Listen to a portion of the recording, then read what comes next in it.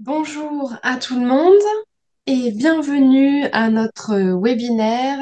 Donc pour les parents qui ne peuvent pas se passer des écrans mais qui veulent le meilleur pour leurs enfants.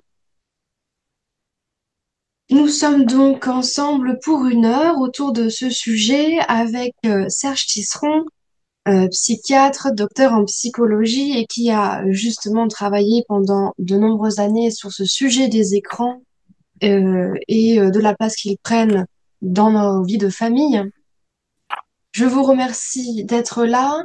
Petite précision, je vous remercie de bien vouloir couper vos micros pendant la présentation, voilà, afin de ne pas perturber les échanges.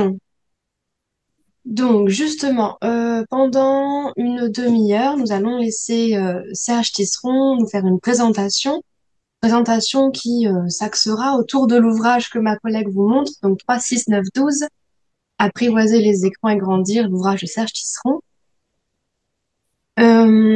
Et ensuite, nous vous laisserons la parole pendant la dernière demi-heure afin d'échanger, de répondre à vos interrogations. Et je me permets juste d'ajouter que la rencontre est enregistrée et que donc vous pourrez la revisionner si besoin d'ici quelques jours. Et je vais de suite vous laisser la parole, Serge. Merci beaucoup. Bah, écoutez, merci de cette invitation et merci à toutes les personnes présentes et puis merci à celles qui ont posé des questions par écrit avant l'intervention d'aujourd'hui. Et ben, je m'efforcerai de répondre à ces questions dans la deuxième partie, mais peut-être que je vais aussi en dire quelques mots parfois dans ce petit exposé que je vais vous faire. Donc, vous connaissez tous la préconisation de l'Organisation mondiale de la santé, pas d'écran avant 3 ans, mais vous savez aussi tous que les enfants sont quand même beaucoup dans les écrans et facilement aux environs d'une heure par jour, hein, vers 2 ans. Donc, pourquoi est-ce que l'Organisation mondiale de la santé préconise pas d'écran avant 3 ans? Pourquoi est-ce que en 2006, j'ai lancé ce slogan? Eh bien, parce que le bébé, il vit une période extraordinaire de la vie pendant laquelle il a une activité cérébrale d'une intensité extraordinaire.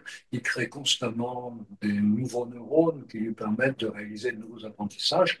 Et ces apprentissages sont essentiels pour ce qu'il va pouvoir ensuite gérer tout au long de sa vie.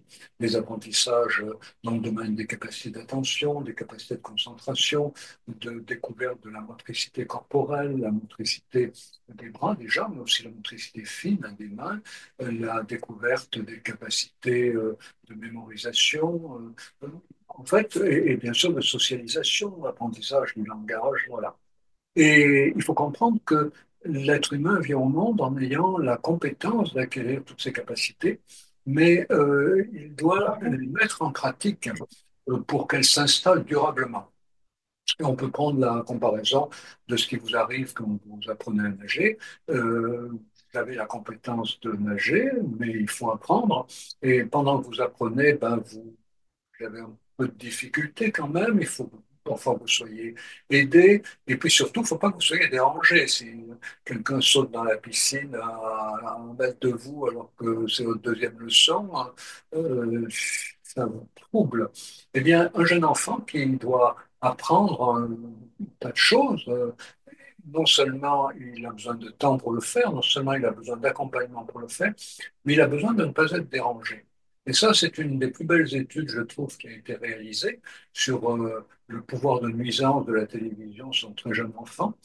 C'est cette étude qui montre que la télévision nuit à un bébé, même s'il ne la regarde pas. Autrement dit, ne mettons jamais un bébé dans une pièce où la télévision fonctionne, même si nous avons l'impression qu'il joue, qu'il ne la regarde pas, elle nuit à son développement. Pourquoi? Parce que elle l'empêche de se concentrer durablement. Le bébé est constamment dérangé par des bruits, par des sons d'un avion qui décolle, une voiture qui freine, des sons qui ne lui disent rien, qui signifient rien pour lui, et puis par des flashs de lumière. Et du coup, il n'a pas la possibilité de se concentrer sur le temps long. Et on sait aujourd'hui que la capacité d'un bébé de se concentrer sur le temps long est un excellent prédicteur de la capacité ultérieure qu'il aura en effet de se concentrer quand il sera un enfant, un adolescent et plus tard un adulte. Donc vous voyez que les écrans, en fait, sont problématiques, même parfois dans des circonstances où les parents n'en ont pas une représentation claire.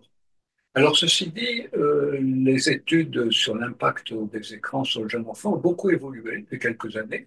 Il y a beaucoup de choses qu'on pouvait dire il y a quelques années et qu'on ne dit plus maintenant. Et aujourd'hui, ce qui paraît très important, c'est de prendre en compte l'environnement général, c'est-à-dire, bien sûr, les parents, les écrans, les parents, et puis la manière dont l'enfant peut être accompagné ou pas dans certaines acquisitions, dans certaines découvertes et puis la manière dont les écrans sont introduits à certains moments de la journée, pas à d'autres. Voilà.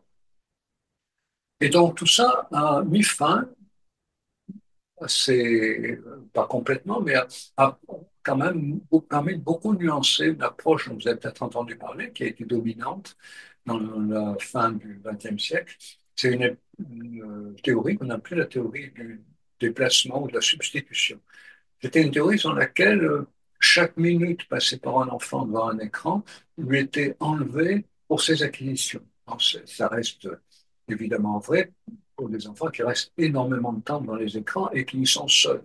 Si un enfant passe 5 heures par jour devant un écran à l'âge de 2, 3, 4 ans, évidemment, il n'a plus du tout de temps pour développer d'autres capacités. Mais en revanche, aujourd'hui, on s'aperçoit que un enfant peut passer 1 heure devant un écran et le reste du temps, il va être accompagné dans ses acquisitions. Il peut même passer 1 heure devant un écran avec un adulte qui parle avec lui de ce qui est en train de se passer sur l'écran. Et puis, il peut aussi passer 1 heure devant un écran et ensuite, il ne se passe plus rien pour lui, il n'est pas accompagné, il n'a pas de jouer et il se retrouve à s'ennuyer. Donc, on s'aperçoit aujourd'hui que le temps d'écran doit être relativisé par la manière dont ce temps d'écran est intégré dans l'ensemble des possibilités qu'a l'enfant de communiquer, de jouer. C'est extrêmement important parce que une question vient souvent dans les interventions autour des effets nuisibles des écrans sur les très jeunes enfants.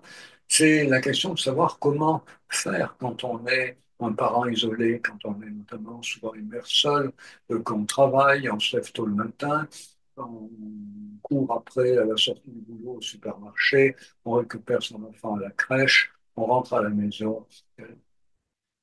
Cette circonstance-là, le parent est exténué et comme il dit justement, j'ai besoin d'un moment pour moi. Et alors, beaucoup de parents, à ce moment-là, ben, ont trouvé comme moyen le plus simple pour occuper leur enfant de le mettre devant un écran et certains parents sont culpabilisés. Donc, moi, ce que je dis toujours, c'est que si vous êtes obligé de mettre votre enfant devant un écran ben, une demi-heure, trois quarts d'heure, 1 heure, voilà, pas plus quand même, ce qui est essentiel, c'est que le parent joue avec l'enfant et une activité partagée avec l'enfant d'une durée au moins équivalente. Si c'est une durée Personne n'a déconnecté, je suis connectée. Bah beaucoup, ouais, je suis connectée. beaucoup de Ah, arrêtez bon. Ok, super. vos micros, s'il vous plaît. Super. Merci. Au revoir. Pouvez-vous couper vos micros, s'il vous plaît? Bon, j'ai entendu des tas de conversations. Alors, j'ai d'abord cru que ça concernait mon intervention, mais non, semble-t-il pas. Donc, bon, ben, donc, je continue. Donc, j'étais en train de dire que l'important est lorsqu'un parent ne peut pas gérer sa vie autrement qu'en étant un enfant, une demi-heure, trois quarts d'heure devant un écran, ou devant la télé en général. Et ce qui est important, c'est que ce temps soit rattrapé par un temps dans lequel l'enfant est invité à se socialiser. Alors, ça peut être une activité partagée, ça peut être le fait que le parent fait la cuisine en y associant plus ou moins l'enfant, même si l'enfant est assis sur une chaise haute, il lui parle, il le regarde, il a des mimiques avec lui. Et on s'aperçoit que l'important, c'est pas tellement le temps d'écran, c'est la socialisation. Vous avez donc aussi les parents, comme je disais tout à l'heure, qui partagent un temps d'écran, qui s'assoient à côté de l'enfant pendant le temps d'écran. Et puis au fur et à mesure que l'enfant grandit, évidemment, la possibilité de parler avec lui des écrans qu'il a regardés, même si on n'était pas là pour les regarder avec lui.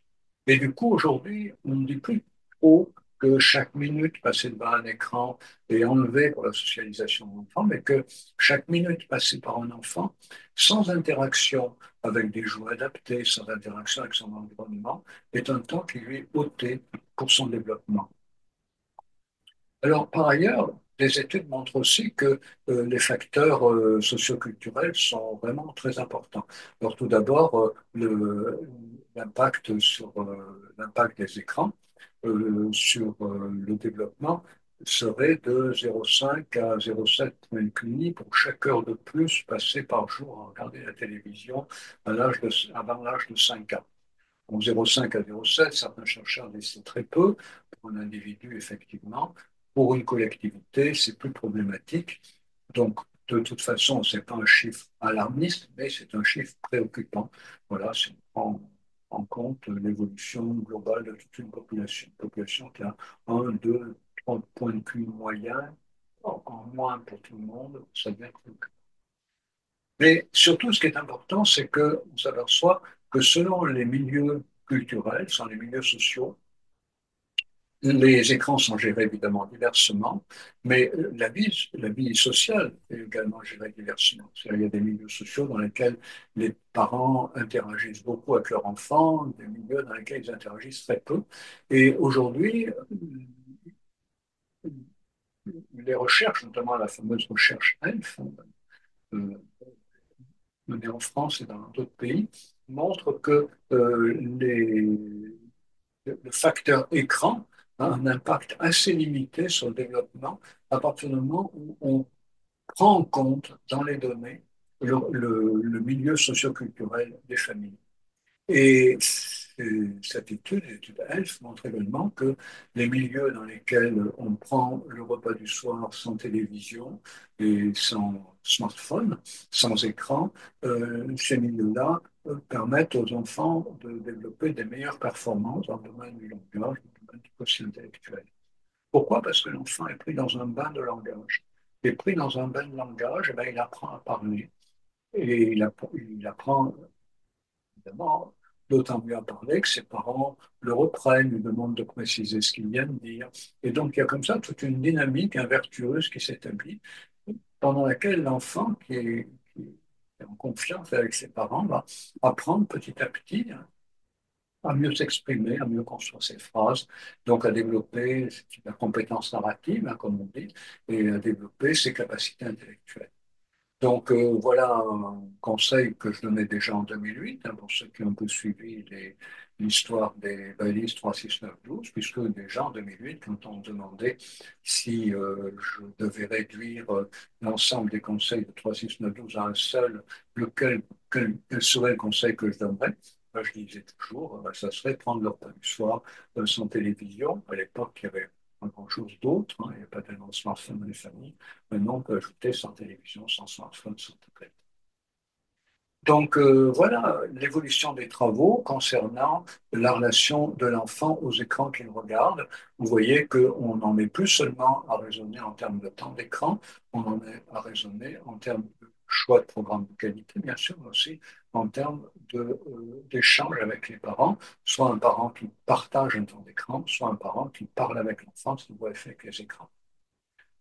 Ça reste évidemment, enfin, il vaut évidemment mieux éviter les écrans avant 3 ans, mais en tout cas, si vous mettez un enfant de 2 ans et demi devant un écran, eh ben, il ne faut pas oublier quand même de lui demander un petit peu qu'est-ce qu'il a vu, voilà, et d'en dire quelques mots et de l'aider à formuler ce qu'il peut avoir en.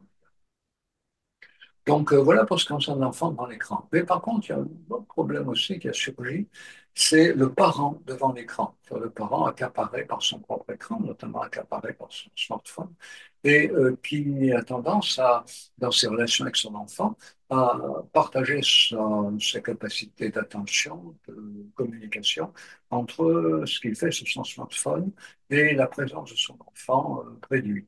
Et des études ont montré que lorsqu'un enfant est ainsi confronté à un parent qui partage son attention entre son smartphone et l'enfant, il a été montré que l'enfant bénéficie de beaucoup moins de communication, beaucoup moins de relations.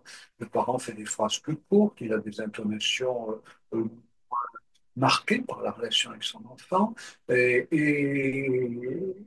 moins de mimique, moins de regard tourné vers l'enfant. Et il a été montré que l'enfant, si la situation se répète, peut en développer des troubles du développement. D'abord, un manque de confiance en lui, le sentiment euh, d'être moins important pour son parent que ce qui se passe sur le smartphone, donc un sentiment de dévalorisation. Et puis, bien sûr, comme les phrases du parent sont plus courtes, plus pauvres, que les mimiques sont plus pauvres, une difficulté à construire dans de bonnes conditions une capacité de relation qui devrait permettre à l'enfant, si elle se constitue bien, de bénéficier ensuite grandement de toutes les relations qu'il pourra avoir avec les camarades, avec d'autres adultes que ses parents. Alors, ça a même tellement préoccupé les chercheurs il y a quelques années qu'ils ont comparé ces situations à des situations dont vous avez peut-être entendu parler, qu'on appelle en anglais le still face. En français, ça veut dire visage immobile. Ce sont des situations expérimentales qui ont été imaginées dans les années 1970 pour permettre de mieux comprendre les interactions entre bébés et parents.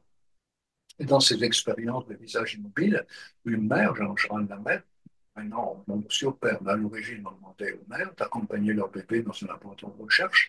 La mère s'asseyait par terre avec son bébé, elle interagissait avec son bébé, et puis sur un signal du chercheur, la mère s'efforçait de garder son visage complètement immobile, d'où cette expression d'expérience du visage immobile. La mère donc cessait d'interagir, elle avait le regard le plus neutre possible, pas de mimique, pas de geste, et très vite, le bébé montrait des signes d'angoisse. Et puis, selon les enfants, il y en avait qui se mettaient à vouloir ranimer la mère, il y en avait qui se mettaient en colère, qui détournaient la tête, peu importe. L'important est que peu importe la suite, parce que finalement, l'expérience a été évidemment très vite, et le bébé retrouvait ses capacités de communication avec la mère très vite. Et donc, certains chercheurs ont dit, ben voilà, on a avec le still face un exemple euh, maximisé en quelque sorte de ce qui se passe en relation entre un enfant et un adulte qui interpose son smartphone entre l'enfant et lui. Mais on s'aperçoit aussi aujourd'hui que c'est plus compliqué que ça parce que certains enfants peuvent être extrêmement compliqués, extrêmement difficiles, TDAH, troubles envahissants du développement, des enfants colériques. euh, et certains parents, parfois, peuvent être tentés d'utiliser leur smartphone pour justement créer une sorte de parexcitation entre l'enfant et eux, essayer de ne plus être totalement pris dans la relation avec un enfant avec lequel ils ne savent plus quoi faire. Et du coup, certains parents peuvent avoir tendance à se réfugier sur leur smartphone. Et du coup, vous voyez, il ne faut pas confondre le fait qu'il y ait une relation perturbée entre enfants et parents à cause du smartphone. Il ne faut pas en déduire que ça vient forcément du parent qui est trop souvent sur son smartphone. Ça peut avoir aussi une difficulté spécifique de l'enfant qui amène un... Serge, excusez-moi. Oui, Alors, est-ce que je peux juste vous demander de parler un peu plus haut et bien distinctement pour qu'on vous entende bien, s'il vous plaît? oui, bien sûr. Je vous remercie. Un petit peu plus fort, voilà. Je vous remercie, je vous laisse continuer, pardon. Vous auriez dû me le demander avant, si c'était si peu audible. Voilà. Donc, je disais que lorsque les parents ont tendance à interposer leur smartphone entre leur bébé et eux, ou entre leur jeune enfant et eux, ça peut être parce qu'ils sont accaparés par leur smartphone et ils ont une relation plus à distance avec leur jeune enfant, mais ça peut être aussi parce que l'enfant présente un certain nombre de trouble envahissant pour le parent, dont le parent cherche à se protéger. Voilà, ça pour dire qu'il ne faut pas tout de suite établir des relations de causalité si on assiste à, à de telles scènes. Voilà.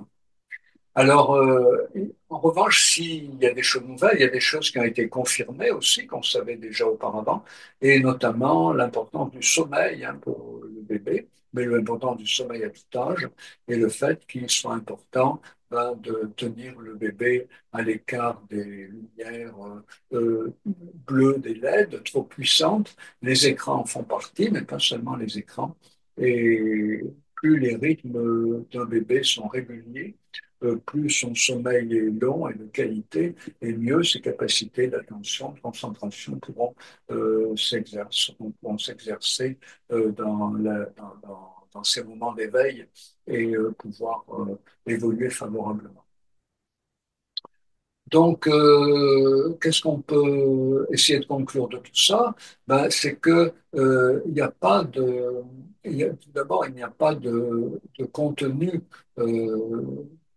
spécifique de programme avant 3 ans. Il faut comprendre qu'avant 3 ans, pour un enfant, tous les programmes sont identiques, hein, c'est une étude déjà assez ancienne de Christakis et Zimmerman, tout simplement parce que l'enfant n'a aucune compréhension de ce qu'il voit sur un écran.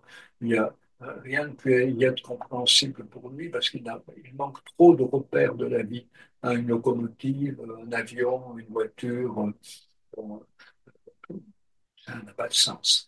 Donc, il n'y a pas de programme adapté avant 3 ans, d'autant plus que l'enfant a une capacité d'attention sur l'écran qui est très limitée. Donc, la deuxième chose qu'on peut déduire, ben, elle est dans les carnets de santé, c'est qu'il ne faut pas mettre un enfant, non, il ne faut pas laisser un enfant dans une pièce où la télévision est allumée, ça nuit à son développement, même s'il ne la regarde pas. Ce qu'on peut retenir de ça, c'est qu'il faut éviter d'utiliser un smartphone quand on interagit avec notre enfant. On peut même porter les choses plus loin et dire que plus un jeune enfant nous verra utiliser un smartphone, plus il aura envie de s'emparer de cet objet. Et lorsque les parents disent, ben, vous savez, dès que je pose mon téléphone quelque part, il y a mon bébé qui se précipite pour le prendre, ben, c'est pas parce que le bébé a une idée de l'usage qu'il peut en faire, c'est parce qu'il voit tellement son parent avec qu'il a l'impression que c'est un objet magique dont il doit essayer de s'emparer. Ce qu'on peut retenir de tout ça aussi, c'est qu'il faut, même avec un tout petit, prendre les repas sans télé. Prendre les repas sans télé, s'entraîner à le faire, hein, voilà.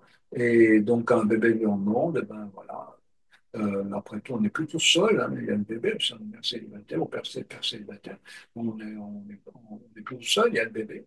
Donc, il faut pas céder à la tentation d'allumer un écran. Il faut accompagner l'enfant, même parler un peu tout seul, hein, voilà.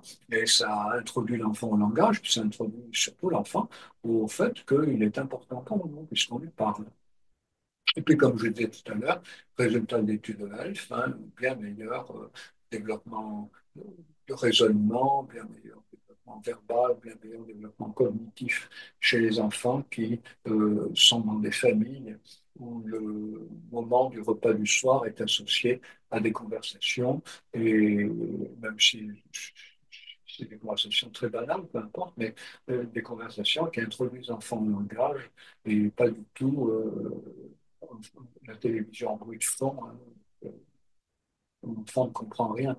Parce que, en tant qu'adulte, quand on entend un présentateur télé faire des phrases, on comprend ce qu'elles veulent dire. Mais pour un bébé, il n'a pas la compréhension du rythme du présentateur. Donc, d'ailleurs, tous les parents le savent bien, quand on s'adresse à un bébé, on ne s'adresse pas à un bébé comme on s'adresse à un adulte. Par exemple, si je dis à un adulte, il fait beau aujourd'hui, ben, je le dis comme ça, il fait beau aujourd'hui. Si je veux dire à mon bébé qui a 2 ans, il fait beau aujourd'hui, je ne vais pas lui dire, il fait beau aujourd'hui. Je vais dire, ah bébé, regarde le ciel, hein, il fait beau aujourd'hui. Donc, voilà. Donc c'est ce qu'on appelle le mamané, hein. Il y a une façon de parler au bébé qui accentue la prosodie, les mimiques, les variations d'intonation. Et c'est ça qui permet au bébé de s'assimiler à la fois le langage et les mimiques qui y sont associés. Donc ça veut dire que même si vous comprenez ce que raconte la télé, un bébé n'accroche pas. La télé, pour un bébé, c'est personne. Pour vous, c'est un présentateur, c'est une actrice, mais pour un bébé, la télé, c'est personne. Ça ne parle pas. Et puis, il faut veiller au confort de vie du bébé, les horaires réguliers de sommeil, de repas. Et puis apprendre, quand l'enfant grandit, l'introduire à la ritualisation de ses consommations. Ça veut dire quoi? Ça veut dire qu'à partir de 3 ans, si vous décidez que votre enfant a droit à, je sais pas, une demi-heure, trois quarts d'heure, 1 heure de télé par jour, parce que vous en avez besoin, vous, hein, pour organiser votre vie, eh bien, fixez-la, mettez-la à heure fixe. On consomme les écrans à heure fixe de la même manière que les repas sont à heure fixe. On ne grille pas entre les repas. Et vous ferez ça d'autant mieux avec votre enfant et vous en comprendrez d'autant mieux l'importance pour votre enfant que vous imposerez la même discipline dans votre propre vie. C'est-à-dire de décider de débrancher vos notifications, bien sûr, c'est la première des choses à faire, et puis de consulter vos mails, vos SMS, vos messages sur les réseaux sociaux, votre liste WhatsApp, à horaire fixe, hein, pas vous laisser constamment accaparer par cette espèce de ping-pong dans lequel on s'installe très vite, hein, de recevoir un message, d'envoyer un message, de recevoir un message, d'envoyer un message. Puis évidemment, c'est sans fin. Si on attend un peu, qu'on les regroupe, on voit ceux qui sont importants, ceux qui le sont moins, et on peut s'apercevoir, si on les regroupe, que certains messages qu'on avait reçus sont vraiment pas bien importants, on peut les répondre très vite, alors que si on avait voulu y répondre tout de suite, non seulement ça aurait constitué une charge mentale qui nous aurait interrompu dans dans ce que nous faisions précédemment. Mais en plus, peut-être, on aurait été tenté de répondre avec de manière très complète et très étendue, alors que si on découvre ce message parmi d'autres plus important, on réalise qu'effectivement, il ne mérite pas qu'on passe trop de temps pour y répondre. Et puis donc, cette règle de ritualiser ces temps d'écran, eh bien, c'est bien de la mettre en place pour soi, c'est bien de la mettre en place pour son enfant. Et quand l'enfant, au fur et à mesure que l'enfant grandit, de toute façon, ce sont les règles familiales qui vont être déterminantes. On n'apprend jamais aussi bien aux enfants que par l'exemple. Et donc, ces règles familiales, ben, bien sûr, hein, euh, pas de smartphone pendant les repas pris en commun, pas de télé bien sûr, mais pas de smartphone, et puis pas emmener son téléphone mobile dans sa chambre. Et bien sûr, vous allez me dire, ça ne concerne pas les bébés, les parents ont leur smartphone, ils l'emmènent dans leur chambre, le bébé n'a pas de smartphone, oui, mais si votre enfant vous va emmener votre smartphone chaque soir dans votre chambre, le jour où il en aura un, quel que soit l'âge, eh ben, il voudra évidemment faire pareil. Et là, vous serez piégé parce que vous direz non, pas toi. Et il dira pourquoi. Ben, vous lui direz que moi, j'utilise comme réveil. Il dira ben, moi aussi. Et puis, ça va devenir un bras de fer. Si la règle, c'est qu'il ne doit pas emmener votre smartphone dans votre chambre, ça sera beaucoup plus facile ensuite de lui demander de respecter cette règle familiale. Voilà. Donc, que dire encore ben, pour résumer, hein, vous voyez que l'important, c'est quand l'enfant grandit de co-visionner, donc c'est possible, hein. Accompagner en co-visionnant, mais souvent on n'a pas la possibilité, donc au moins en parler. Et puis créer un environnement socio-éducatif favorable, hein, c'est-à-dire, en fait, c'est une expression un peu compliquée, mais ça veut dire intégrer le bébé dans nos échanges, l'associer à nos échanges. Voilà. Et quand un enfant est considéré comme un humain à part entière, auquel on dit bonjour, quel que soit son âge, voilà, eh ben, il se sent exister. Et s'il se sent exister, il commence à construire une confiance en lui-même qui lui sera bien utile tout au long de la vie. Voilà donc ce que j'avais prévu de vous dire. Donc maintenant, on a un moment pour vos questions.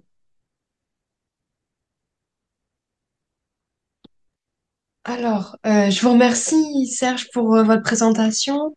Je vous invite éventuellement à lever la main via Zoom si vous souhaitez poser une question. Voilà. Et comme on est assez nombreux, je me permets de vous demander d'être assez concis dans vos questions afin d'essayer d'en prendre un maximum. Alors, il y en a une déjà dans le chat. Voilà, je remarque avec mes enfants aînés qu'il y a de plus en plus de jeunes parents qui créent un environnement sans écran pour leurs enfants, mais qui continuent d'être sans arrêt sur smartphone. Ben oui, c'est pour ça qu'il faut vraiment insister sur le fait que abandonner un enfant seul devant un écran ou interagir avec un enfant en étant soi-même sur son smartphone, ça a les mêmes conséquences problématiques. Alors, la suite de la question, c'est qu'est-ce qui est le plus nuisible? La présence de la télé ou l'attention déguisée du parent? Bah, écoutez, les deux, hein, il y a pas de raison d'incriminer plus l'un que l'autre, mais ce qu'il faut, c'est que les parents prennent conscience du fait que les deux sont effectivement problématiques. Alors évidemment, c'est plus facile quand on est démagogue de dire aux parents enlevez tous les outils numériques de vos enfants. C'est plus compliqué de leur dire d'arrêter eux-mêmes leur utilisation, il faut le dire. Il y a une question, quelle alternative proposer aux parents pour les enfants 0-3 ans? Alors, ben, vous pouvez déjà, si vous n'avez jamais, si quand vous avez envie d'avoir un moment pour vous et que vous ne savez pas comment occuper votre bébé, vous pouvez essayer déjà de lui mettre des comptines. Vous lui trouvez du papier, des crayons et des comptines. On dessine plus facilement quand dans un environnement musical, on se laisse porter par le son.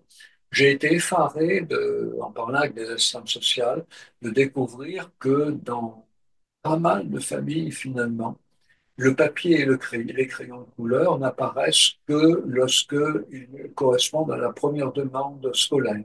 Faire une trousse avec des crayons de couleur et apporter du papier.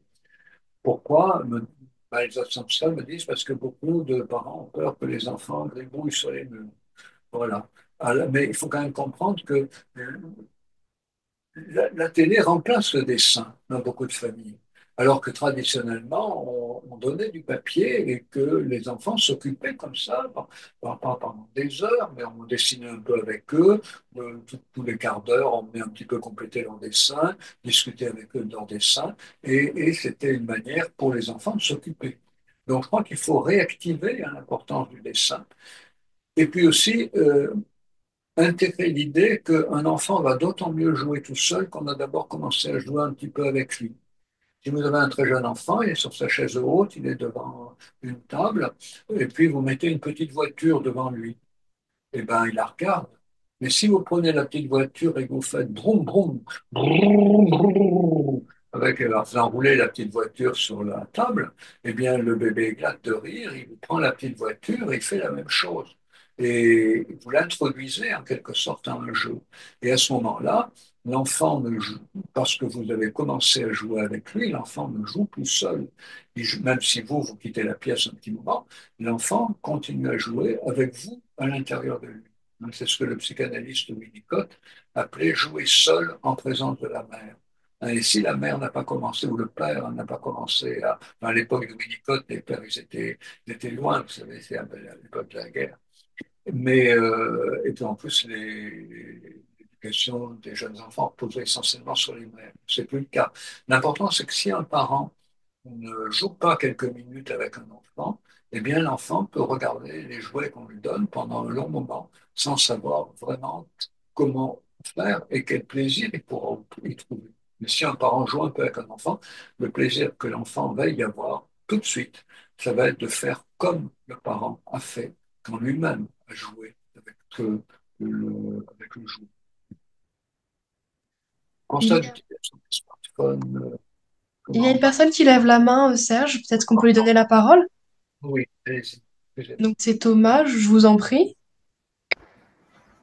Bonjour Serge, bonjour tout le monde. Je me demande, en fait, moi je travaille depuis mon ordinateur, comme beaucoup j'imagine. Je suis développeur, donc en fait mon travail consiste à être toute la journée sur l'ordinateur. Et je me demandais comment appréhender ça par rapport à mon enfant qui nécessairement, vu que je travaille régulièrement depuis la maison, va me voir. Donc pour l'instant c'est un nouveau-né, mais dans quelques temps il va me voir. Donc comment appréhender ça, du coup? Ben oui, alors, vous savez, c'est une question qui est très souvent revenue pendant le Covid. Les parents avaient interdit les écrans à leurs enfants, mais ils partaient le matin, ils rentraient le soir. Pendant le Covid, ils restaient toute la journée sur l'écran. Donc, ben, avant même que votre enfant vous pose des questions, il faudra commencer à lui expliquer. Peut-être que si vous avez plusieurs pièces chez vous, et à ce moment-là, ben, vous allez travailler. Non, vous allez travailler dans la pièce où vous allez travailler. Et vous n'êtes pas sur votre ordinateur. Vous êtes au travail. Et puis, il y a des moments où vous revenez et puis vous êtes avec votre enfant et pourquoi pas, à ce moment-là, vous pouvez avoir une activité partagée avec lui, ben, sur un smartphone, sur la télé, etc. Hein, c'est avec lui. Mais je crois qu'il faut bien si vous pouvez, si vous avez une pièce dans laquelle vous pouvez travailler en fermant la porte, c'est l'idéal. Vous allez au travail, comme on va aux toilettes, on va dans la salle de bain. Vous allez au travail, vous passez une porte et l'espace, c'est votre espace de travail. Même si c'est tout petit, peu importe. Donc, l'important, c'est que vous ayez ce petit espace pour vous. Merci. Il y a également donc Nawel Harouchi qui lève la main.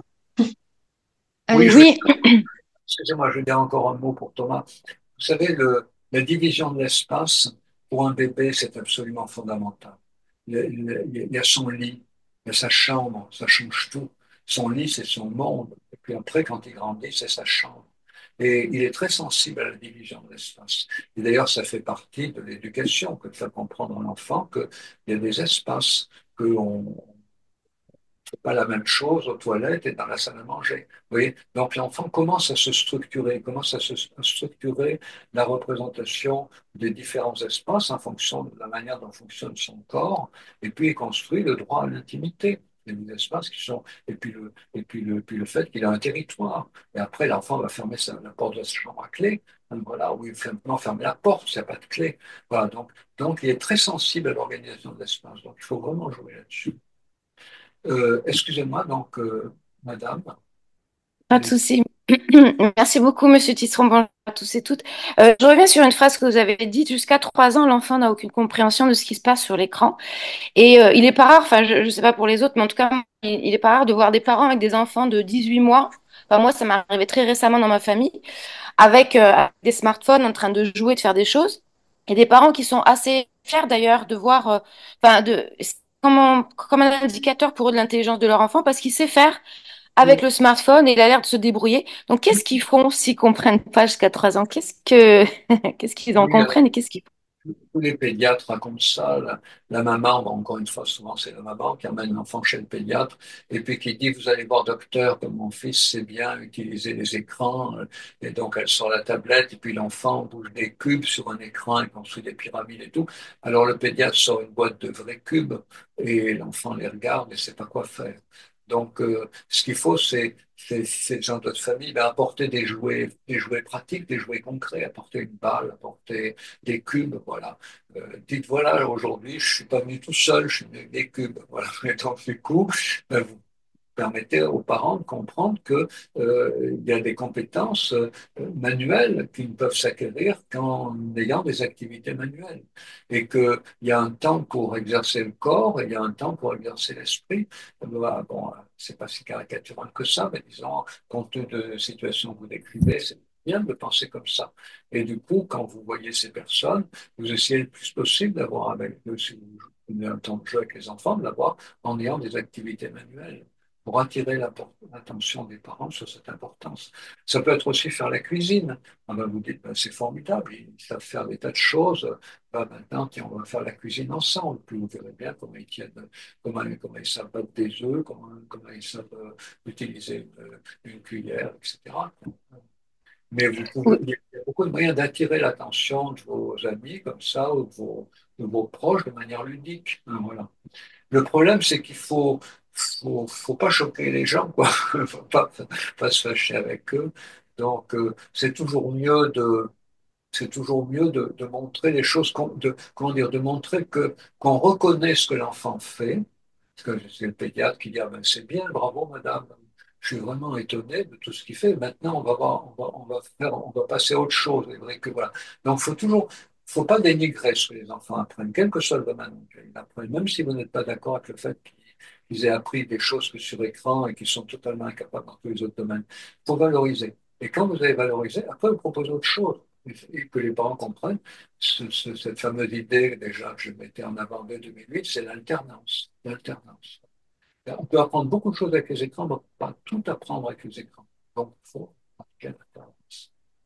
Je vous remercie, mais ma question est plus précisément, c'est qu'est-ce que l'enfant, qu'est-ce qu'il capte en fait? Qu'est-ce qu'il est en train de faire si il comprend pas ce qui se passe sur l'écran et qu'il peut passer des heures sur un smartphone et faire des manipulations? J'ai beaucoup de mal à capter ce qu'il en comprend finalement. Qu'est-ce qu'il fait en fait?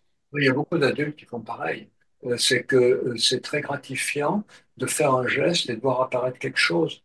Mais pour qu'est-ce qui passionne autant l'enfant dans le dessin et qu'est-ce qui passionne autant le peintre dans son activité picturale?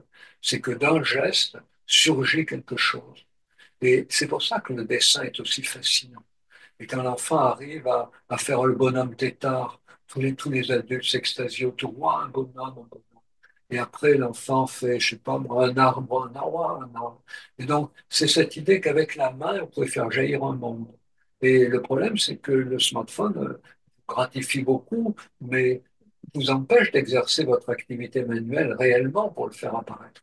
Il y a quelques années, j'avais été contacté par une école d'architecture parce que les architectes étaient furieux de voir que les étudiants de première année étaient capables de faire un plan de maison plat, horizontal, et ensuite il y avait un logiciel qui faisait monter la maison devant eux. Mais quand les architectes leur disaient, maintenant on va prendre du carton, du balsa, des pièces de bois, et vous allez construire la maison. Comme ça, devant vous, voilà, sur une feuille A4, on va faire monter la maison. Eh ben, enfin, les étudiants disaient, mais on retourne à l'âge de la pierre, on ne sait pas faire ça. Voilà, et les architectes ont décidé d'interdire ces outils numériques en première année pour apprendre aux enfants à faire ce que leur famille aurait dû leur apprendre, c'est-à-dire des constructions avec leurs dix doigts. Parce que voir monter quelque chose devant soi, qu'on fabrique soi-même, c'est fascinant. Mais justement, le smartphone détourne, vous voyez, comment dire, il vous apporte tellement vite la satisfaction de faire jaillir quelque chose que vous en perdez le goût du travail pour le faire surgir. Mais quand on vous introduit dans ce travail, ben, chaque fois on s'aperçoit que c'est quand même autre chose, parce que c'est la chose à soi qu'on a fabriquée. C'est pas une image faite par un autre, en fait, tout d'un coup surgir dans le yeux. Je vous remercie. Il y a également Vincent qui lève la main. Oui, bonjour. Merci pour la présentation. Il y a dans le chat deux messages qui m'intéressent autour des boîtes à histoire. Est-ce que vous mettez les boîtes à histoire dans le même panier que les écrans, smartphones, dans le sens où ça isole l'enfant ou il n'est Qu'est-ce pas que vous vraiment appelez, acteur? qu'est-ce que vous appelez boîte à histoire? Ce sont ces espèces de Walkman modernes, quoi. Ces boîtes où les enfants écoutent des histoires avec un casque. Ah oui, d'accord. Oui, Donc, alors il y en a où c'est un anonyme qui raconte, il y en a où c'est un artiste, il y en a où c'est les parents qui ont préenregistré, c'est ça. oui, voilà. Et du coup, on voit beaucoup d'enfants en utiliser, parfois longtemps dans la journée. Voilà. Est-ce que c'est les mêmes conseils? Il faut être acteur autour de ces histoires ou... voilà. Oui, je dirais que c'est les mêmes conseils, parce que quand vous lisez une histoire ou quand vous racontez une histoire à un enfant, ben, vous voyez bien qu'il n'y a pas que la voix, il y a aussi la présence physique, il y a les mimiques. Et, et aucun adulte ne raconte la même histoire de la même façon. Et si un enfant vous réclame tous les jours la même histoire, vous n'allez pas non plus la raconter exactement de la même façon. C'est-à-dire qu'il va y avoir il va y avoir une présence multimodale qui va faire intervenir toutes les formes de sensorialité. Alors qu'avec des écouteurs, vous n'avez que la voix, bon, éventuellement il peut y avoir des images aussi, mais c'est toujours pareil. Donc, je dis pas que ça soit pas intéressant, mais à condition que l'enfant ait suffisamment intégré les données de la relation physique en présence physique. C'est-à-dire pas, je sais pas moi, 9, 10, 11, 12 ans, quoi. Mais, et peut-être d'ailleurs à cet âge-là, il aura plus envie de s'y intéresser. Mais je trouve que ce qui manque aujourd'hui beaucoup aux enfants, c'est la capacité d'intégrer tous les messages dans une relation. C'est-à-dire ce que la personne nous dit, ce qu'on voit des mimiques de la personne, son attitude corporelle. Et ça ne s'apprend justement que dans une relation où toutes ces sensorialités, toutes ces variétés émotionnelles interviennent. Et une voix aussi peut être porteuse d'émotions complexes, d'émotions riches, d'émotions complexes. Et c'est souvent parce qu'elle est modulée en fonction des réactions de l'enfant.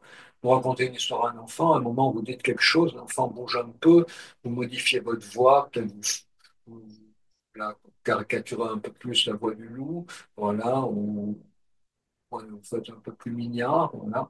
Mais en tout cas, vous voyez, il y a toute une relation qui fait que la manière dont c'est raconté s'aligne sur les réactions de l'enfant. Et du coup, il a le sentiment que c'est vraiment raconté pour lui. Voilà. Et si c'est raconté pour lui, Ça augmente son estime de lui-même. Et ça, la boîte à histoire ne le fait pas. Et la, Merci pour votre réponse. et la question de l'estime de soi, elle va devenir de plus en plus importante avec l'intelligence artificielle, parce que la tentation de beaucoup de gens aujourd'hui, enfants comme adultes, c'est que l'enseignant vous pose une question, votre patron vous pose une question, vos enfants vous posent une question, vous allez chercher la réponse chez ChatGPT, alors que il faudrait que vous commenciez par essayer de trouver la réponse vous-même, et puis après aller voir ce que ChatGPT en pense. Et vous pourrez commencer à chercher la réponse en vous-même que si vous avez suffisamment confiance en vous. Donc la confiance en soi, c'est vraiment ce qui nous évitera de devenir esclaves des machines, esclaves des IA. Et ça se construit déjà dans ces situations où, où- où- où l'enfant bénéficie de l'attention d'un humain qui prouve à l'enfant qu'il en vaut la peine.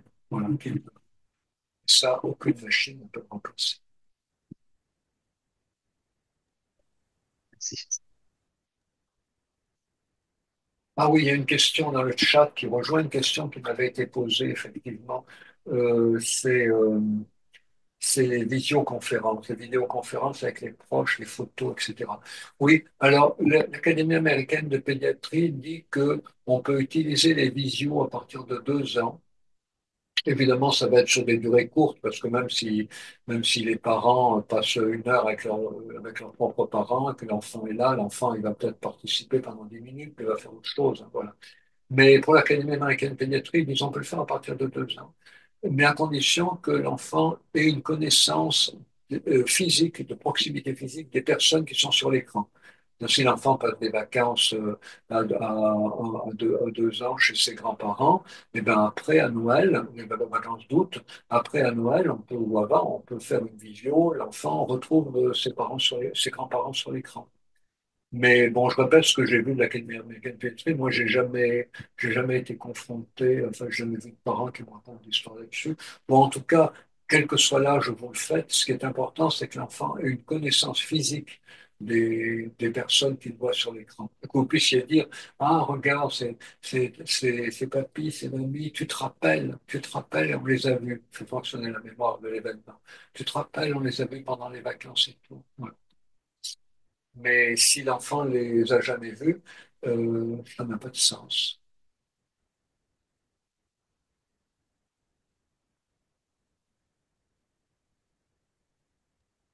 Je vous remercie, Serge. Oui, Il y a alors, beaucoup de questions. interaction autour d'un livre.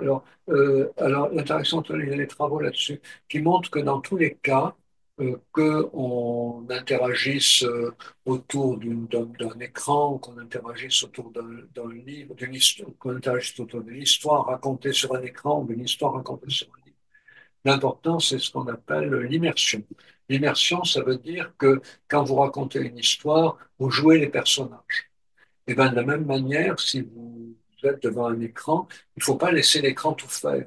Il faut que vous en fassiez une partie. Il faut que vous soyez partie prenante. Alors, évidemment, vous n'allez pas faire le loup.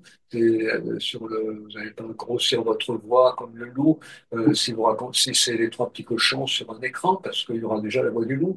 Mais par contre, vous pouvez vous amuser à la refaire.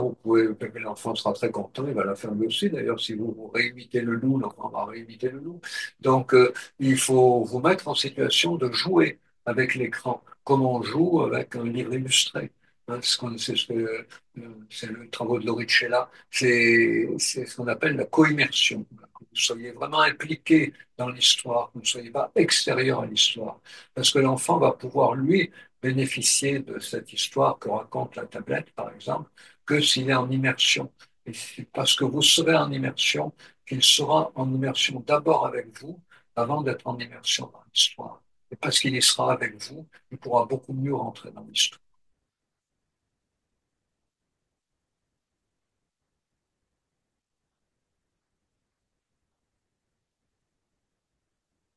Vous voulez prendre une autre question? Il n'y a pas de main qui se lève, on peut prendre la question du chat. Je remarque qu'après un temps de visionnage des dessins animés, les enfants ont un état d'énervement important. Bon, ben, il faudrait savoir le dessin animé, il faudrait savoir l'âge de l'enfant, il faudrait savoir la durée. Voilà. Donc, Si vous voulez, on ne peut pas faire des réponses comme ça, générales, à des questions dans lesquelles on n'a pas les éléments. Euh, Il y a des dessins animés qui sont très stressants et des dessins animés qui sont apaisants, voilà. Et puis, il y a des dessins animés auxquels l'enfant est préparé, on lui en a parlé un petit peu avant, puis il y a des dessins animés qu'un enfant regarde plusieurs fois. Et c'est très important, vous savez, un jeune enfant, à l'époque où il n'y avait pas la télé, dans les familles, tout le monde remarquait que l'enfant réclamait souvent la même histoire. Les enfants aimaient bien que chaque soir, si on leur lisait un livre, peut-être pas tous les soirs, mais très souvent, le soir, c'était le même livre qu'il réclamait. C'est très important qu'un enfant revoie plusieurs fois les mêmes dessins animés. Et c'est pour ça que moi j'ai toujours prôné les DVD. Maintenant, il n'y a plus forcément de lecteur de DVD, mais enfin, si vous avez des consoles de jeux, il y a un lecteur de DVD dessus. Et donc, c'est très important que l'enfant puisse revisionner plusieurs fois, parce que ce qui vous paraît simple à comprendre dans le dessin animé peut être très compliqué à comprendre pour l'enfant, ça va trop vite. Je Il suis faut bien passé chez reconnaître. Nico. Il faut bien reconnaître que même en tant qu'adulte, des fois, il y a des dessins animés qu'on comprend pas bien. Le Walt Disney, c'est pas toujours très clair. Et donc voilà, que l'enfant a la possibilité de regarder plusieurs fois, donc le préparer à un dessin animé, lui dire un peu ce que ça raconte, peut-être regarder un petit peu avec lui, et puis lui permettre de regarder plusieurs fois, lui permettre d'en parler après, lui permettre de le revoir encore. Alors les écoles, et oui, bien sûr, les écoles. Alors, pourquoi, je vais reformuler la question, un certain nombre de parents disent, il y a déjà tellement d'écrans dans les familles, pourquoi en remettre à l'école? Et j'ai entendu un chercheur faire une réponse que je trouve très juste, alors je vais la répéter tout bêtement. Et ce chercheur disait, mais vous savez, madame, une dame posait la question, vous savez, madame, il y a déjà beaucoup de livres dans les familles, mais pourquoi donc est-ce qu'il faudrait en mettre aussi à l'école? Eh bien, tout simplement parce que c'est pas les mêmes et qu'on n'en fait pas le même usage. Voilà. Donc, il y a eu beaucoup de bêtises de fait avec les tablettes à l'école. Elles ont été introduites trop vite, elles ont été introduites trop vite, elles ont été introduites sans que les enseignants soient formés. Elles ont été introduites à une époque où il n'y avait pas encore beaucoup de recherche sur les matières qui pouvaient en bénéficier, sur les élèves qui pouvaient en bénéficier. La recherche avance et les outils numériques ont toute leur place à l'école, mais comme les livres, il y a un temps pour parler, il y a un temps pour improviser, il y a un temps pour écouter. Et il y a un temps pour lire les livres, de la même manière que pour les écrans. Et les choses, heureusement, sont en train d'évoluer dans le bon sens. Je vois deux mains qui se lèvent. Tout à fait, il y avait Ophélie qui levait la main. Je vous laisse prendre la parole.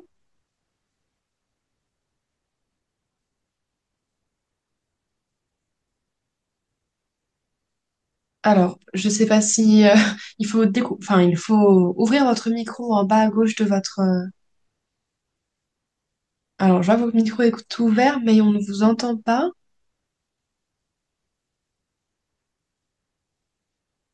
Alors, je vais peut-être passer la Ah, main. c'est bon? C'est bon, on Ah, vous ça entend. y est, voilà. J'ai dû chipoter un petit peu. Donc, voilà, excusez-moi.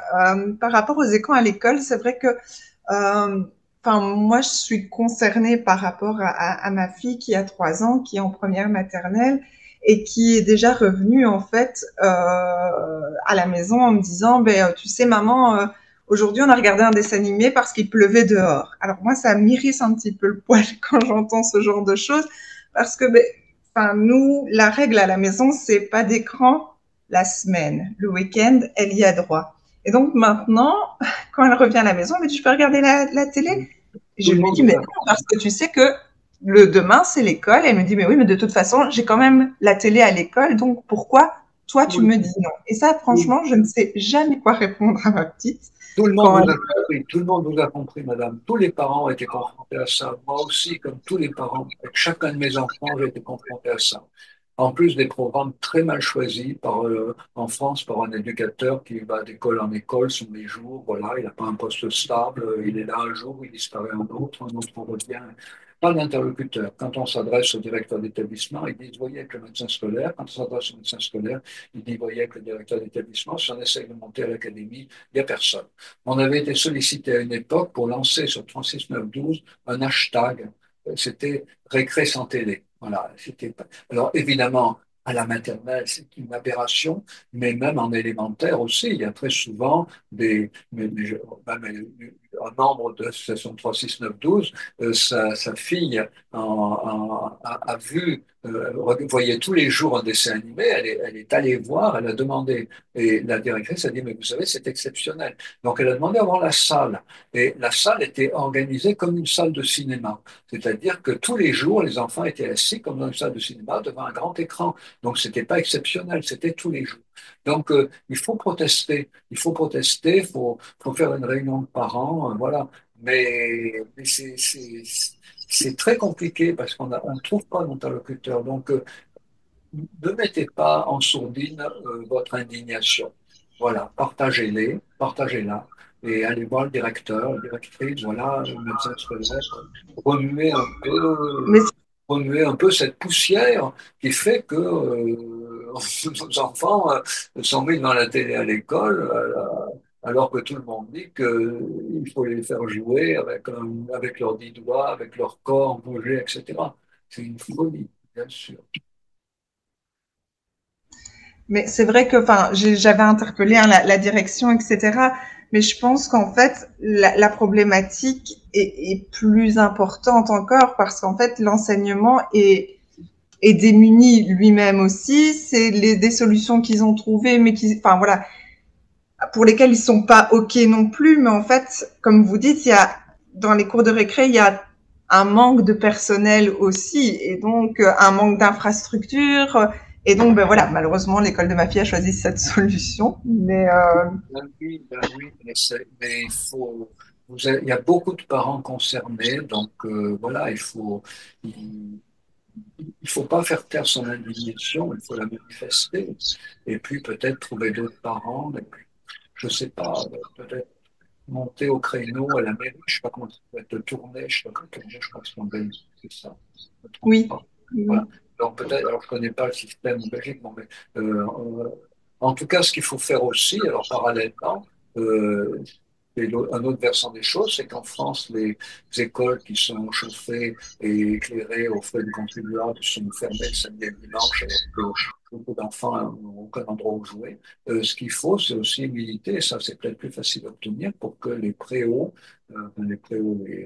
de récréation et les gymnases des écoles soient ouverts le samedi et le dimanche sous la responsabilité des associations familiales, de manière à ce que les enfants, s'ils peuvent pas jouer à l'école normalement pendant la pause méridienne, hein, en France, elle est éternelle, la pause méridienne, elle dure 2 heures, donc enfin, ou quasiment. Donc, au moins qu'ils puissent utiliser ces bâtiments publics pour lesquels les contribuables payent le samedi et le dimanche, quand les enfants ont besoin d'avoir des espaces où se retrouver en présence. Il y a 3 mains qui se lèvent, alors on va aller. Oui, je vous propose donc Agnès et Madame Brissac de poser vos questions pour y répondre. Bon, on arrive au bout de notre temps. Je vous Bonjour, laisse la parole, allez-y. bonjour, merci beaucoup, Monsieur Tisseron, merci beaucoup de me permettre d'intervenir. Je travaille en milieu très défavorisé. Je travaille en ZEP et je rencontre des familles qui sont à 8 dans 2 pièces avec donc très peu de moyens. Des enfants qui sont devant les écrans ou si pas devant les écrans qui n'ont pas de jeu. Que conseillez-vous pour ces enfants-là, pour ces familles-là? Alors, déjà, il faut voir les outils numériques dont ils disposent. C'est-à-dire que souvent, la télévision est allumée en permanence. Je ne sais pas dans les familles que vous voyez, moi j'ai vu ça assez souvent, parce que les adultes qui sont là sont tellement pris dans leurs difficultés financières, affectives, professionnelles, quotidiennes, que la télévision leur sert un peu à oublier tout ça. Le problème, c'est qu'il peut y avoir des enfants très jeunes qui sont aussi dans la télévision. Si l'un des parents possède un ordinateur portable, ce qui peut arriver en étant défavorisé pour des raisons professionnelles, un ordinateur portable, essayez de faire en sorte que les enfants plus jeunes ne regardent pas les programmes pour adultes, mais regardent des programmes pour enfants avec des écouteurs. Mais la solution, ça serait beaucoup, évidemment, qu'il y ait des espaces dans lesquels ces enfants puissent aller jouer dehors. Et pendant très longtemps, même dans des grandes barres d'immeubles, moi j'ai grandi dans des grandes barres d'immeubles, il y avait de la terre autour, de la terre et de l'herbe, quelques arbustes qui commençaient à pousser. C'est là qu'on passait nos journées, c'était pas dans les appartements.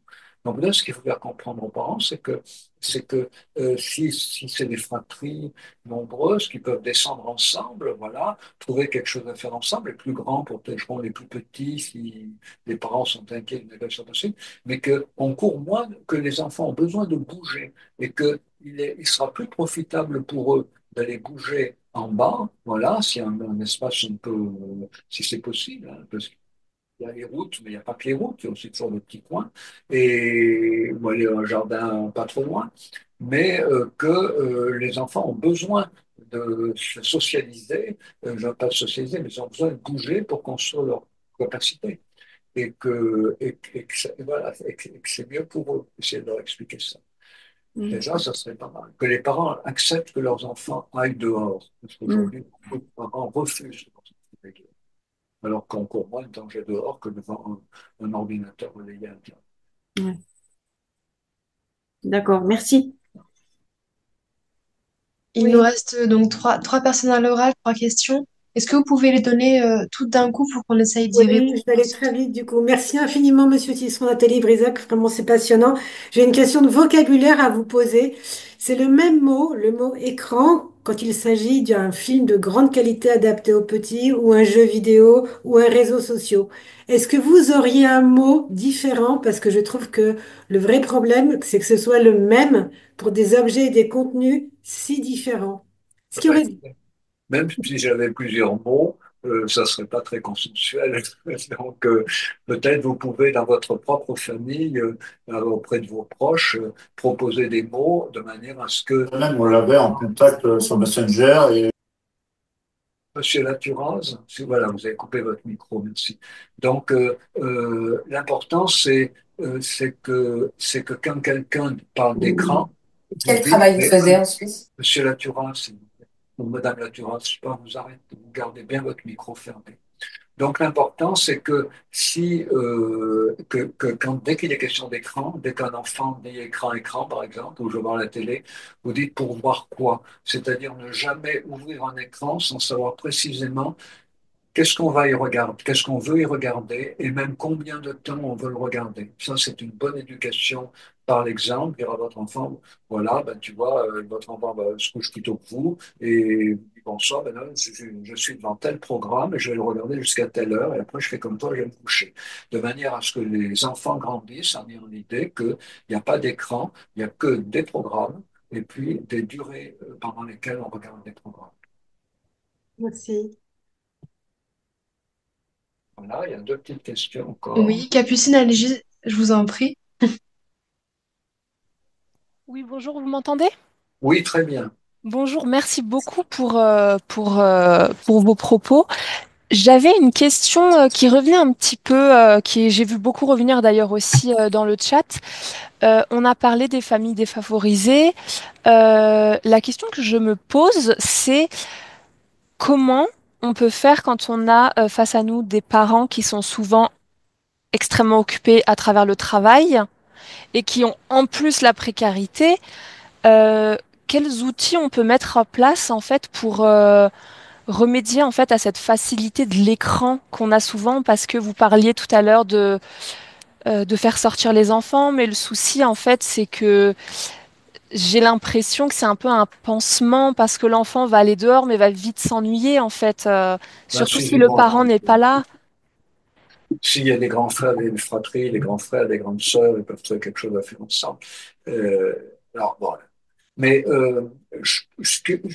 aujourd'hui, on est confronté au fait que beaucoup de parents ne voient pas l'utilité de jouer avec leurs enfants. D'abord, beaucoup de parents n'ont pas bénéficié de jeu. Beaucoup de parents issus de l'immigration ont grandi dans des conditions telles qu'ils ont été au boulot très vite. Et même s'ils étaient scolarisés parallèlement, ils aidaient leur famille, ils allaient à l'école, voilà. Donc, ils n'ont pas joué. Il y a beaucoup de parents qui n'ont jamais joué. Et quand on leur parle de jouer avec leurs enfants, la première idée qui leur vient, c'est quoi? C'est le jeu de bois, c'est le jeu de dames, c'est des jeux compétitifs. Donc, déjà, expliquer aux parents ou leur montrer venir avec une boîte de jeux. Il y a des jeux collaboratifs, même pour les enfants auxquels on peut faire jouer des enfants de moins de 3 ans. Hein. C'est un jeu où il fallait sauver les animaux de la fonte de la banquise. Et c'est une petite figurine, c'était merveilleux à regarder, à toucher, etc. Donc, sensibiliser les parents au fait que jouer avec les enfants, ça peut être drôle, ça peut être un bon moment, c'est pas un consomme. Et puis, en jeu collaboratif, ça change tout. On peut jouer à 3, à 4, à 5. Et certains jeux compétitifs aussi, mais avec les enfants petits, ça passe pas. Ils ont besoin qu'on collabore avec eux, tout seuls, ils n'en sortent pas. Donc voilà, je crois qu'il faut réintroduire la dimension du jeu. Du Et jeu, ça, oui. si vous, je sais pas quelle est votre fonction, mais si vous allez visiter des parents, ben, vous venez des fois avec une boîte à jeux. Voilà. Ah, vous dites, ah, tiens, j'ai pensé à vous. L'autre jour, je sais pas, on a évoqué les animaux menacés à cause du réchauffement climatique, mais il y a un petit jeu là, vous allez voir, j'ai trouvé ça, ça serait sympa. Vous leur montrer éventuellement. Voilà. Oui. Redonner aux parents le goût de jouer avec leurs enfants. Oui, c'est ça en fait. Le jeu, en fait, c'est un peu la solution. Ah, le jeu est la solution. Le La jeu est la solution solution. à beaucoup de choses. On est entouré de psychorigides, que ce soit et au plus haut poste de l'État. Donc, le jeu est vraiment une solution à beaucoup, beaucoup de choses. Et en plus, on s'amuse. Ah, ça, c'est quand même. Bien sûr. Merci beaucoup. Merci Serge, merci à toutes et à tous pour votre participation. Le livre de Serge Tisseron, 36912, Apprivoiser les écrans et grandir, vous pouvez le retrouver en librairie ou sur le site des éditions RS aux côtés des parents. En ce moment, nous proposons une sélection de livres destinés aux parents, dont fait partie cet ouvrage-là. Vous pouvez retrouver toute cette sélection sur notre site. Et en cadeau, vous pouvez gagner le précieux bébé, lettre ouverte aux parents d'aujourd'hui. Ce livre, nous l'avons imaginé avec des professionnels de l'enfance, euh, voilà, qui autour de sujets qui questionnent les parents au quotidien. Voilà. Et Serge Tisseron fait partie, a écrit aussi une lettre dans Précieux bébé. Voilà, vous pouvez retrouver ce webinaire en replay d'ici quelques jours. Et merci encore à tous et bon après-midi. Voilà, bonne continuation à tous. Merci Serge.